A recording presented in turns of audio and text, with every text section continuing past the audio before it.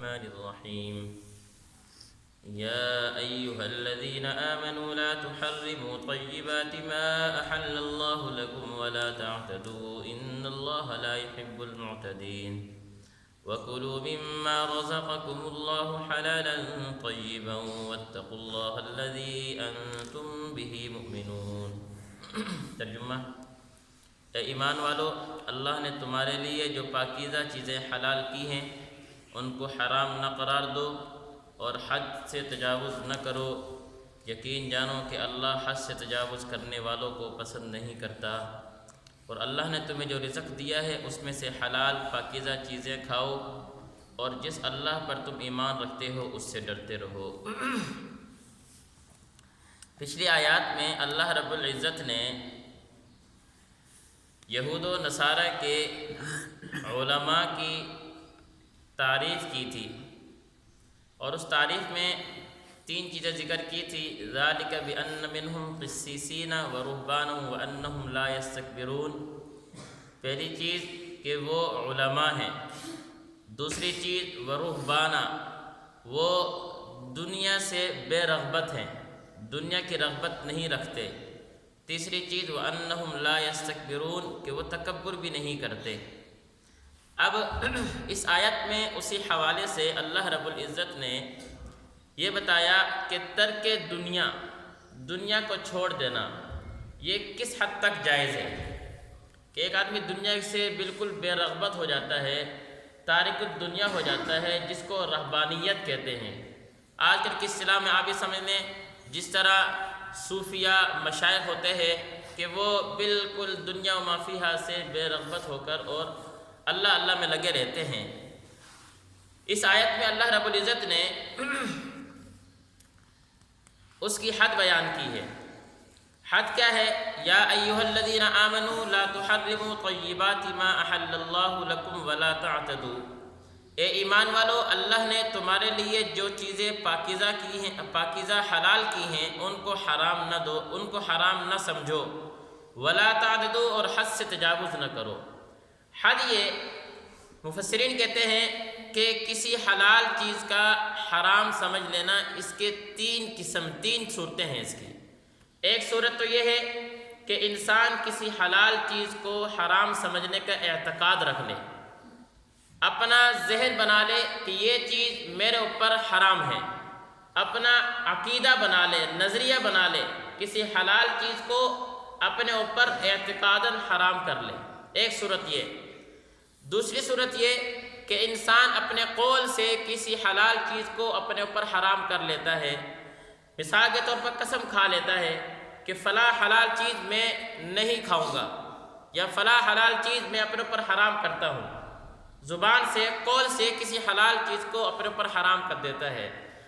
تیسری صورت یہ ہے کہ اعتقاد بھی نہیں رکھتا اور زبان سے بھی نہیں کہتا، بلکہ عملاً کسی حلال چیز کو کھانا چھوڑ دیتا ہے۔ یہ 3 صورتیں ہیں۔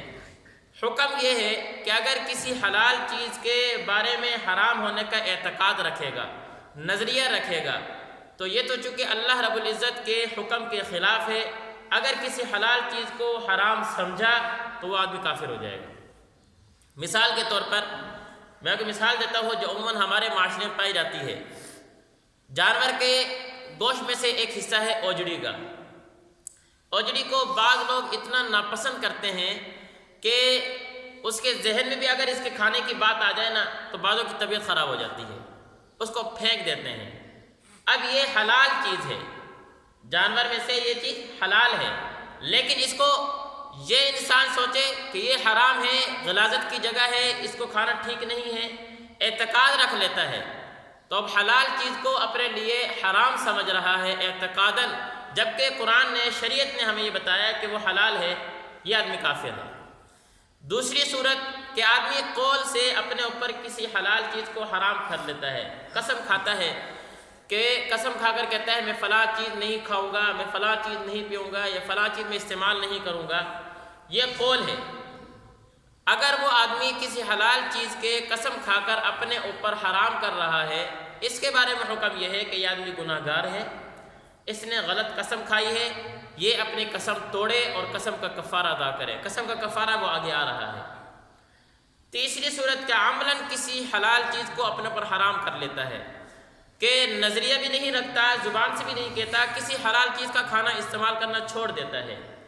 اس کے بارے میں یہ اگر تو اس کے چھوڑنے میں یہ ثواب سمجھ رہا ہے اور اس کا نظریہ یہ ہے کہ میں اس کو نہیں کھاؤں گا تو مجھے ثواب ملے گا، تو چونکہ وہ حلال چیز تھی اور اس کے چھوڑنے پر یہ ثواب سمجھ رہا ہے تو یہ بدعت ہے، دین میں نئی چیز کا ایجاد کر رہا ہے، یہ بھی گناہ گار ہے۔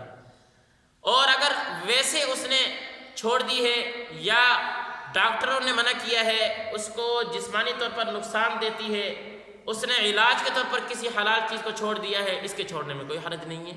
جس طرح بعض رات کسی چیز کو نہیں کھاتے کہ ان کو کھانے سے بیماری ہو جاتی ہے یا نقصان دیتی ہے یا الرجی ہو جاتی ہے، کئی ساری صورتیں ہیں۔ اگر وہ صورت ایسی ہے کہ اس کے چھوڑنے میں اس کو جسمانی یا بیماری کے خطرہ لاحق نہ ہونے یا اس وجہ سے اس نے چھوڑ دیا ہے، پھر چھوڑنے میں کوئی حرج نہیں ہے، یہ اس کا طبعی معاملہ ہے، اس میں کوئی حرج نہیں۔ اب یہاں پر یہود کی جو علماء کے اللہ نے صفات بیان کی تھی ورہبانا، کہ وہ دنیا سے بالکل بے رغبت ہیں، وہ یہ والی صورت تھی کہ وہ دنیا سے اس طرح بے رغبت ہوئے پڑے ہیں کہ بے رغبتی میں ثواب نہیں سمجھتے، لیکن وہ یہ سمجھتے ہیں کہ اس میں ہمارے لیے فائدہ کوئی نہیں ہے، اس کو چھوڑو، یہ ایک فضول چیز ہے، اس میں انسان پڑھ کر اللہ کے ذکر سے غافل ہو جاتا ہے، اللہ اللہ کرو بس۔ اس نظریے سے چھوڑنا اس میں کوئی حرج نہیں ہے۔ اسی کی یہاں پر ذکر فرمایا یا ایھا الذین آمنوا لا تحرموا، اے ایمان والو نہ حرام کرو طیبات ما احل اللہ، جو اللہ رب العزت نے تمہارے لیے حلال چیزیں کی ہے اپنے لیے، ولا تعتدوا، اور حد سے تجاوز نہ کرو، ان اللہ لا يحب المعتدین، بے شک اللہ رب العزت حد سے تجاوز کرنے والوں کو پسند نہیں کرتے۔ وَكُلُوا مِمَّا رَزَقَكُمُ اللَّهُ حَلَالًا طَيِّبًا، اور فرمایا اور اللہ نے تمہیں جو رزق دیا ہے اس میں سے حلال پاکیزہ چیزیں کھاؤ۔ وَاتَّقُوا اللَّهَ الَّذِي أَنْتُمْ بِهِ مُؤْمِنُونَ، اور جس اللہ پر تم ایمان رکھتے ہو اس سے ڈرتے رہو۔ اللہ ہمیں سمجھنے کی توفیق نصیب فرمائے۔